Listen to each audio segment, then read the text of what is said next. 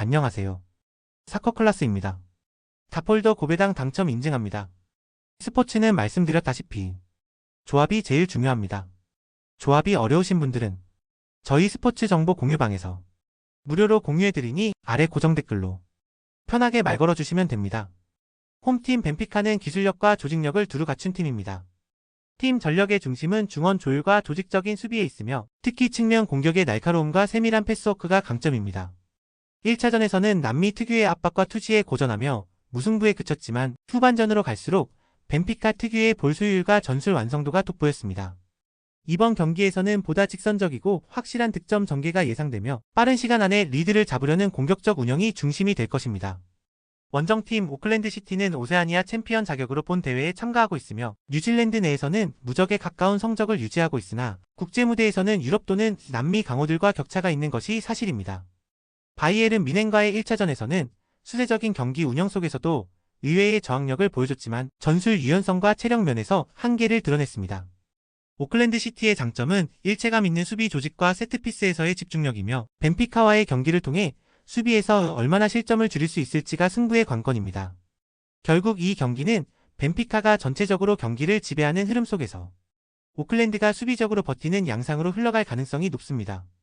유럽과 오세아니아 클럽 간의 전력 격차가 명확하게 드러나는 경기로 기록될 수 있으며 벤피카는 조별리그 마지막 경기에서의 부담을 줄이기 위해서라도 다득점 승리를 노릴 것입니다. 홈팀 플라멩고는 2025 시즌 브라질 세리에어에서도 상위권을 유지하고 있으며 화려한 개인기와 전방에서의 유기적인 움직임으로 남미 무대에서 최고의 공격력을 자랑하고 있습니다. 가비골, 아링가떼, 아라스카에타 등 공격 자원의 조합은 남미 클럽 중에서도 가장 위협적인 수준이며 빠른 역습과 중원에서의 짧은 패스를 활용한 침투 능력도 뛰어납니다. 다만 유럽팀과의 경기에서는 수비 조직력에서 불안정한 모습을 보일 때가 있으며 실점 이후 수습이 다소 느리다는 단점도 존재합니다.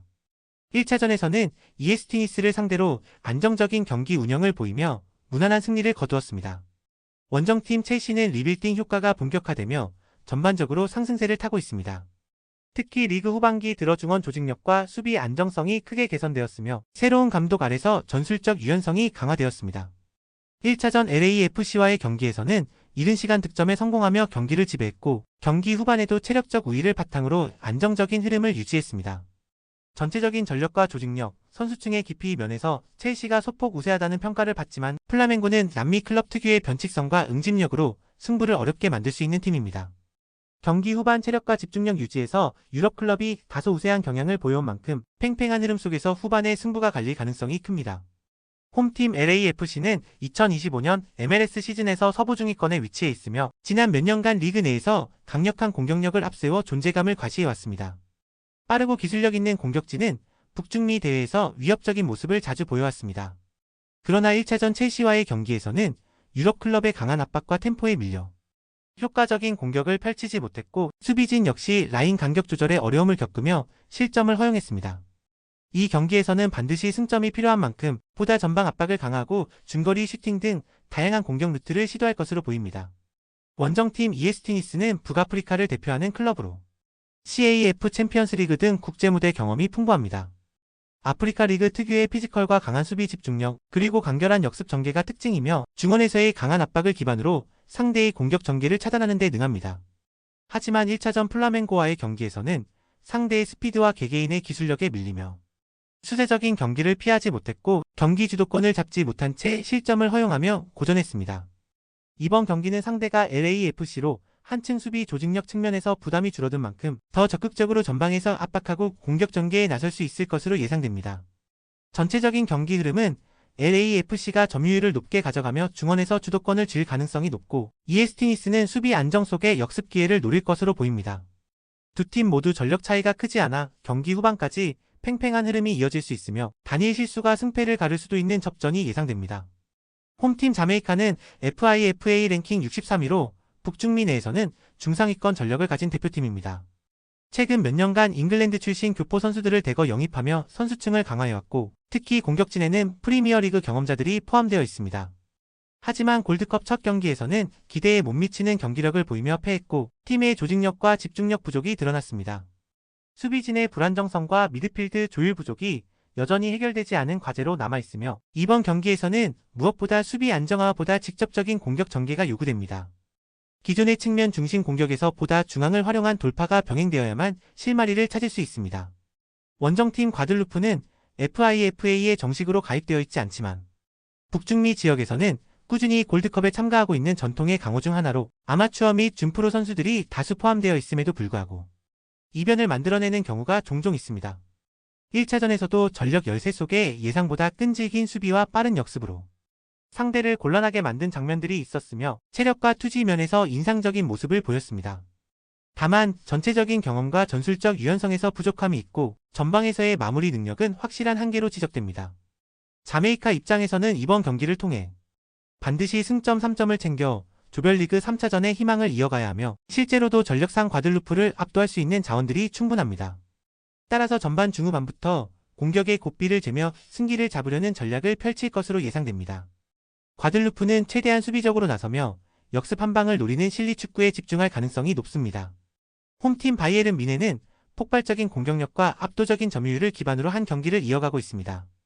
특히 해리 케인을 중심으로 한 전방 조합과 요슈아 키미히, 자말 무시알라 등의 창의적인 미드필드는 유럽 최고 수준의 파괴력을 자랑합니다. 오클랜드 시티와의 1차전에서는 상대의 밀집 수비를 차근차근 공략하며 무난하게 승리를 거두었고 체력 안배를 하면서도 전술적인 완성도를 높였습니다. 이번 경기에선 더 강한 상대를 맞이하는 만큼 주전 라인업이 총출동할 가능성이 높고 강한 압박과 넓은 측면 활용을 통한 전방 전개가 핵심이 될 것입니다. 원정팀 보카 주니어스는 아르헨티나 리그에서 강력한 수비력과 끈끈한 조직력을 기반으로 꾸준한 성적을 유지하고 있습니다. 비록 벤피카와의 1차전에서 2대2로 비겼지만 중원에서의 견고함은 인상적이었습니다. 특히 젊은 유망주들과 베테랑 선수들의 조화가 점차 안정을 찾아가고 있으며 상대의 강한 압박에도 불구하고 침착한 경기 운영을 보여준 점은 고무적입니다.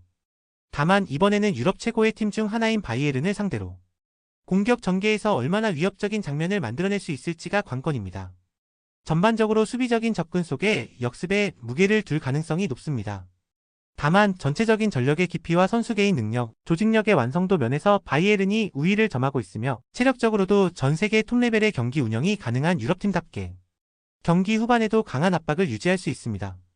보카 주니어스가 장기전으로 끌고 간다면 일부 기회를 잡을 여지가 있으나 뮌헨의 공격력을 장기간 억제하기는 쉽지 않을 전망입니다. 홈팀 과테말라는 첫 경기에서 파나마를 상대로 1대0 승리를 거두며 무난한 출발을 알렸습니다. 경기 내용면에서는 다소 고전하는 모습도 있었으나 집중력 있는 수비와 결정적인 기회를 놓치지 않는 실리 축구로 승점 3점을 챙기는 데 성공했습니다. 최근 어매치 흐름을 보면 과테말라는 조직적인 수비와 빠른 역습을 중심으로 실리를 중시하는 축구를 구사하고 있으며 선수 개개인의 기량보다는 팀워크에 집중하는 스타일을 보입니다.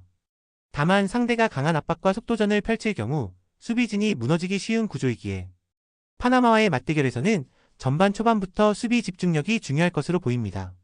원정팀 파나마는 북중미에서 꾸준한 경쟁력을 유지하는 팀으로 FIFA 랭킹 33위답게 최근 몇 년간 월드컵 예선과 골드컵 본선 등에서 인상적인 경기력을 보여주고 있습니다.